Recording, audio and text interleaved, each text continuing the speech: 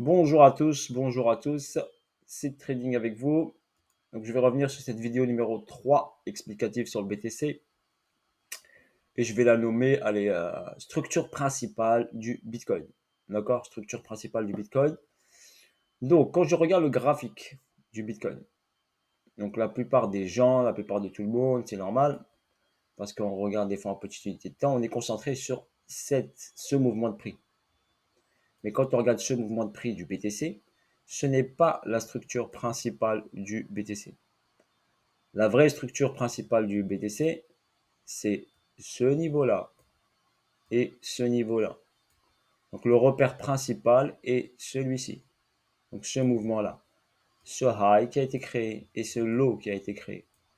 Ça, c'est ma vision globale sur le BTC. Ça veut dire quand je regarde mon actif BTC, je dois principalement me concentrer. Ça, c'est mes repères. C'est ma structure. Donc le prix, il a fait quoi par rapport à cette structure? Mais il est passé au-dessus de cette structure pour aller prendre l'argent ici. Il est venu prendre la liquidité ici. Il a pris des dollars à partir des 19 666. Et tout ça, il a créé un mouvement, d'accord, qu'on peut définir comme une purge. Ok, ce mouvement peut être défini comme une purge. Pourquoi une purge? Parce qu'on est venu ici en découverte de prix, on a accéléré vers le haut, d'accord? On a ici créé de l'accumulation, donc on a accumulé du Bitcoin, donc achat massif, j'explique simplement, achat massif de Bitcoin dans cette fourchette. Donc le meilleur prix d'achat, d'acheter du Bitcoin, c'est dans cette fourchette. Pourquoi? Pour aller chercher ici vers le haut. D'accord? Donc c'est pour ça qu'on a accumulé ici pas mal de Bitcoin sur cette fourchette. Donc cette fourchette ici, le prix, on a accumulé énormément de BTC sur cette fourchette. Donc là, je suis sur ce graphique ici. Et si on peut regarder sur cette fourchette, on peut mettre ici, je suis sur Bitstamp, excusez-moi, Bitstamp, si je mets le volume. Qu'est-ce qu'on constate ici? Regardez bien, sur cette fourchette-là, le volume est important. Donc regardez bien, sur ici, le volume, pendant toute cette fourchette avant l'explosion du prix, c'est là où on a de gros volumes. Et après, le volume, regardez, il descend. Donc là, on a une accumulation du prix. On accumule du Bitcoin pour aller chercher ici vers le haut. Je vous dis comment, on va dire les gros comment ils réfléchissent. D'accord? Si on regarde bien, on a ici ce gros volume-là. Il correspond à quoi? Eh bien, regardez, on va dire logarithmique pour vous montrer. Il correspond à quoi? À cette deuxième fourchette. Ce plus bas et ce plus haut. C'est le même qu'ici. C'est juste là, cette fourchette ici. Pareil, même principe, le plus gros volume Bitcoin. Ici, le deuxième plus gros volume Bitcoin. Ici, chute du volume. Donc vous voyez bien, si on regarde dans l'ensemble général, en weekly, le volume ne fait que descendre. Donc forcément, il y a latéralisation et saturation du prix. Forcément, hop, descente du prix. Donc voilà, je vous explique comment fonctionne ici l'avantage de regarder les volumes par rapport à une structure. Quand il y a de gros volumes, cela vous définit une structure. Dans cette structure, il y a quoi? Il y a de l'accumulation. On accumule pour emmener le prix vers le haut. Structure, on accumule pour emmener le prix vers le haut. D'accord? Là, je vous fais pratiquement un cours pour vous expliquer. Donc, la structure principale du BTC, donc vous l'avez là sous les yeux, je viens de vous la montrer. D'accord? Il y en a deux. Donc, celle-ci qui est très importante et celle-ci qui est très importante. Où y a-t-il le plus gros volume?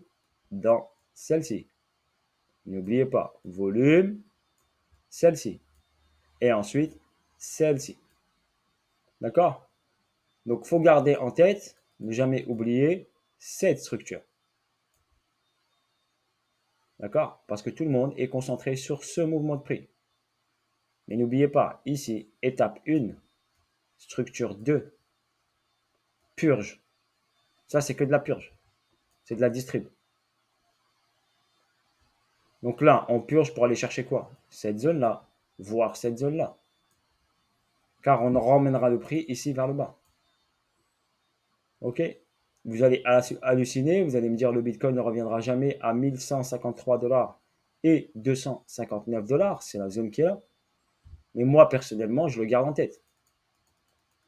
Je le garde en tête, ça reste pour moi un actif. Si j'oublie, j'enlève mes sentiments, j'enlève toute émotion et j'enlève les news et le fait qu'il y a des mineurs qui vont débrancher, que vous êtes préoccupé par un mineur qui débranche.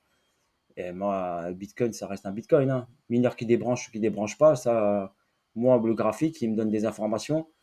Je ne me concentre pas sur des mineurs qui minent ou qui font que le prix de revient d'un mineur est entre 12 000 et 20 000. Bah, si le prix descend en dessous, bah, soit il mine, soit il arrête de miner, si ça lui coûte trop cher. Mais ça ne veut pas dire, moi, pour moi, un actif, vous avez vu, je vous l'ai présenté au niveau des volumes, je me fie au l'actif, je me fie au graphique, je me fie à ce qui se présente sous mes yeux là. Donc, si vous voulez, structure, ici purge, logique de vendre BTC. Maintenant, en tant qu'être humain, c'est sûr que c'est niveau émotionnel. Et ben, quand on regarde, on est focalisé que sur son mouvement et on ne regarde pas le passé, ce qui s'est passé. On ne regarde pas ce qui s'est passé. C'est ça l'inconvénient de l'être humain. Et c'est ça pourquoi les marchés financiers, il y a 90%, voire 99% des gens qui perdent de l'argent au lieu d'en gagner. D'accord? Donc n'hésitez pas à monter en time frame weekly, monthly, daily. D'accord? Regardez pas trop petit un actif. Un exemple, allez, on va aller sur le DAX. J'ai pris le DAX comme exemple. Le DAX, donc, c'est l'indice allemand. Ok? L'indice allemand, on a quoi? On a ici, donc je vais regarder, on est en daily, hein. On a un daily, je peux aller en weekly, hein. Parce que le DAX, il bouge énormément sur des petits mouvements. On constate quoi ici sur le DAX? On constate ici qu'on a ici un high et un low. Donc regardez bien ici, un high, je vais le mettre en rouge, et un low, c'est juste pour vous montrer. Donc ce high et ce low, c'est vrai qu'il est ici en 2015, et ce low est en 2016. Mais regardez bien, quand on regarde le graphique, pour moi, la structure de ce graphique, eh ben, elle est là. C'est ça, les repères des structures. Structure de graphe. Pourquoi structure de graphe? Pourquoi? Parce que le prix, il a fait quoi? Le prix, il est venu chercher ici l'argent.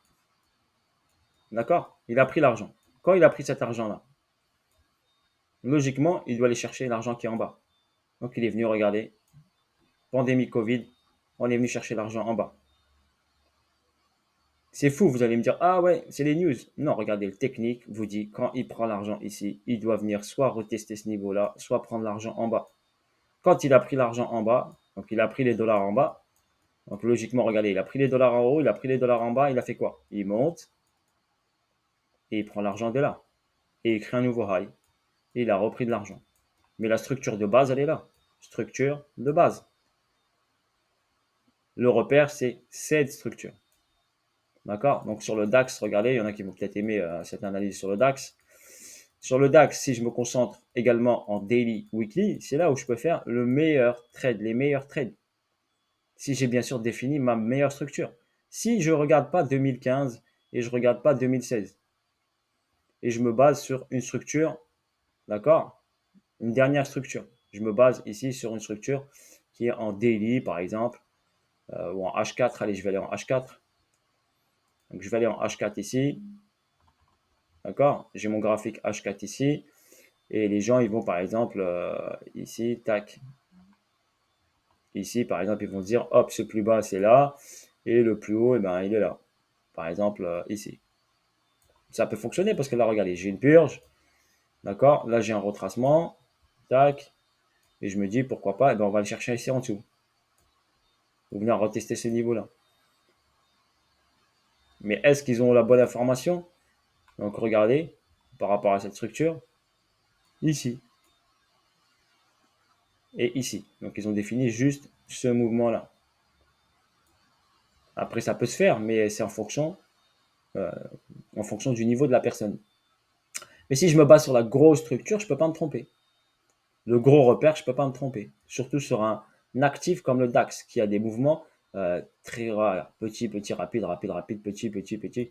Regardez bien ces mouvements-là. Ça fait mal au crâne. C'est pour ça, personnellement, moi, le DAX, si je trouve un beau swing, je rentre. Si je ne retrouve pas un beau swing, je ne le trade pas du tout en intraday dans la journée. D'accord? Si j'ai un beau swing long, oui. Sinon, je ne le touche même pas dans la journée. D'accord? Pour moi, c'est l'actif qui bouge vraiment trop volatilité. Si j'ai une distribution, par exemple, ici, et je vois, hop, qui descend. D'accord? OK? Donc voilà, en ce qui concerne un exemple sur le DAX. Si je reviens ici sur le Bitcoin, donc comme je vous l'ai expliqué ici sur le Bitcoin, la structure, elle est là. Donc forcément, si cette structure est ici, donc là, on a pris l'argent ici. Donc logiquement, qu'on a pris cet argent ici, logiquement, on doit prendre l'argent ici en bas. Donc on doit revenir ici sur la structure d'en bas. Ça vous paraît fou? Mais on doit passer sous les 3181 $. Je parle analyse weekly, monthly, si je parle de structure. Si prenez du recul, oubliez, débranchez votre cerveau, débranchez l'émotionnel, débranchez les news.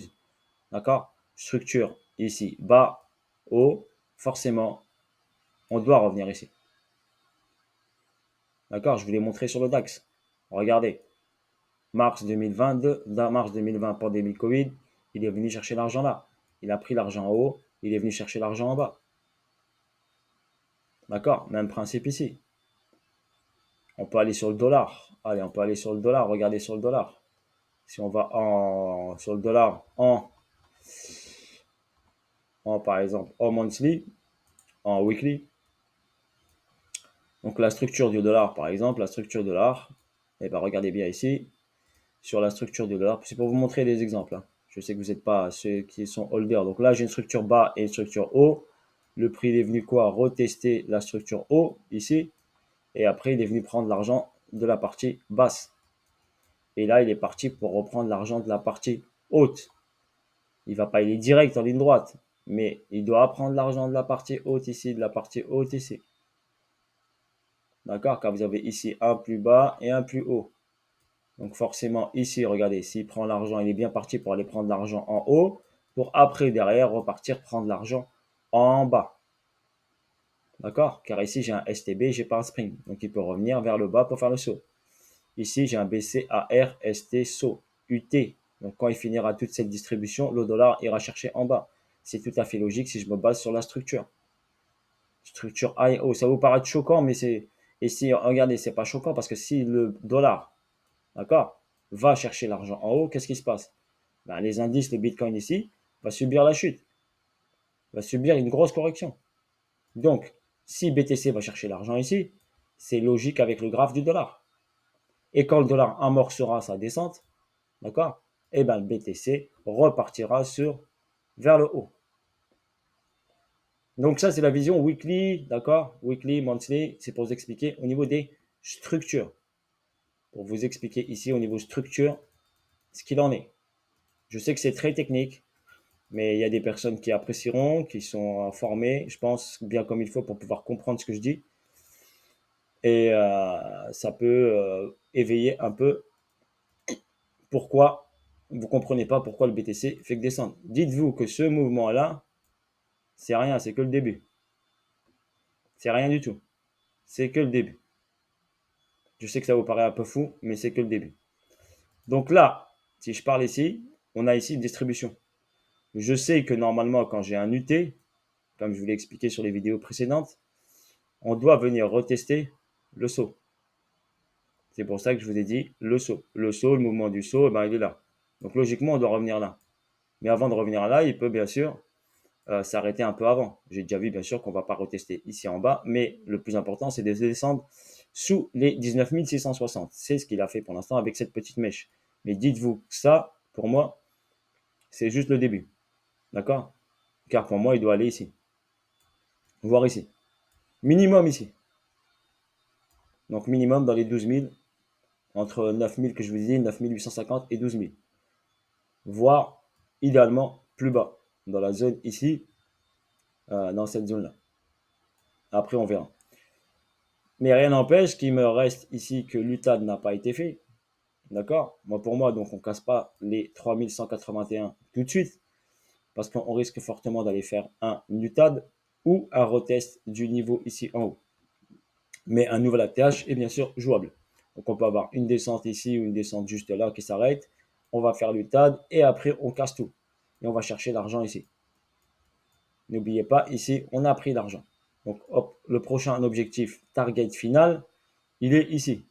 N'oubliez pas, monthly, daily, monthly. Ce n'est pas du court terme. D'accord? C'est plus pour vous expliquer, pour vous alerter. C'est pour ça que je vous ai dit, possibilité, bien sûr, que quand le prix reviendra ici, vous ferez le braquage du siècle. D'accord? Mais bien sûr, il faut y croire. Il faut avoir des USDT prêts, disponibles. Si vous n'avez pas de stablecoin disponible au chaud et vous n'êtes pas assez patient, là, parce que c'est du monthly et on peut atteindre ce niveau-là au bout d'un an, voire un an et demi, voire 2 ans. D'accord? Mais il reviendra et là, vous pourrez faire le braquage du siècle si vous êtes assez patient. Donc, ici, on a la ligne des 50. Donc, forcément, on est en discount. On est en discount ici. OK? Donc, qu'est-ce qu'on a ici en discount? Donc, on a une descente ici. On est passé sous le BC. Sous le BC ici. Donc, pour moi, on est revenu ici. Et on a validé possibilité, la validation de l'UT. On va attendre si c'est terminé. D'accord? Là, j'ai une vague, comme on a dit, A, B et C sur ce niveau-là. Et si, pour que le prix puisse monter, il faut qu'il crée une accumulation. Comme il a fait ici, par exemple, il a créé une AQ pour valider cette hausse. Même principe ici, il a créé une AQ pour valider cette hausse. Il a créé une grande accumulation ici pour valider la hausse. Donc, si on n'a pas ici une cause, le prix continue à descendre. Donc, il faut vraiment attendre une cause. Et quand on regarde ici sur cette partie-là, pour l'instant ici, j'ai en 15 minutes une prise de liquidité ici. On a créé ce point bas ici. D'accord? Le point haut reste encore lointain. Ici, sur ces 32 000 $. Donc, il faudrait, pour l'instant, il a fait une petite prise de liquidité, mais on ne peut pas, grâce à ce mouvement-là, se dire que c'est un retournement de situation. Si j'ai ce mouvement-là, qui est le SC, j'ai un mouvement comme ça, bim, il faudra avoir ça, il faudra avoir ici, par exemple, encore vers le haut. Donc, on a 1, 2, 3, 4 possibilités d'une vague 5 qui validerait une prise de liquidité beaucoup plus haute, soit celle-ci, soit celle-ci. Il faudra voir ici, donc soit ici sur les 21 000, soit sur les 22 000. Et derrière, il faudrait, hop, forcément, ça, ce plus bas, bah, il doit sauter. Il saute au moins une fois. Donc, il doit sauter au moins une fois pour valider cette accumulation. Donc, on va voir, observer. Ça peut durer longtemps, donc soyez pas pressés, d'accord? On va y aller step by step, étape par étape, d'accord? Soyez pas pressés d'acheter des altcoins, soyez pas pressés d'acheter du Bitcoin. Laissez le cours faire les choses. Ne vous inquiétez pas, vous ne raterez pas le train. Ok? Voilà sur ce que je peux vous dire là pour l'instant sur le Bitcoin, sur ce mouvement de prix. Pour l'instant, on a une zone importante qui est ici. D'accord? C'est une zone de liquidité. La zone la plus importante, donc elle est là et toute cette partie bleue ici. Donc la zone importante entre 12 000 et 9 008. Et on est sur ce mouvement-là qui s'appelle un PS. Donc PS, c'est une zone de liquidité normalement qui doit être prise. Est-ce qu'elle va être prise tout de suite ou un peu plus tard? On peut constater ici sur ce niveau-là qu'on a une A, une B, une C. Si cette C est terminée, ça ferait une grande A pour aller chercher une B pour une continuité C. D'accord? Si on est toujours sur l'UT, donc l'UT pourra chercher ici vers le bas en faisant une A, une B, une C. Vu qu'on n'a pas testé ce niveau-là, donc possibilité qu'on vienne retester ici pour aller chercher vers le bas. Quand on validera ça, on ira chercher ici un UTAD sans casser les 3181, mais on peut aller titiller bien sûr les 3008. Les 3008, ils peuvent sauter, pour votre information, mais pas les 3181. Mais les 3008, ils peuvent sauter. D'accord? Quand on aura validé, bien sûr, l'UT. L'UT permettra de retester le saut pour aller chercher ensuite un nouvel ATH. Ok, voilà sur ce, bis à tous. En plus, il y a des gros choses à liquider. Il y a des positions à 14 000 $, 14 000 $, 500 millions qui peuvent sauter à liquider. Il y a MicroStratégie, lui, qui est protégé, qui est entre 3 000 et 4 000. pour vraiment pas qu'il soit impacté, il faudrait qu'il injecte encore plus d'oseille pour se protéger.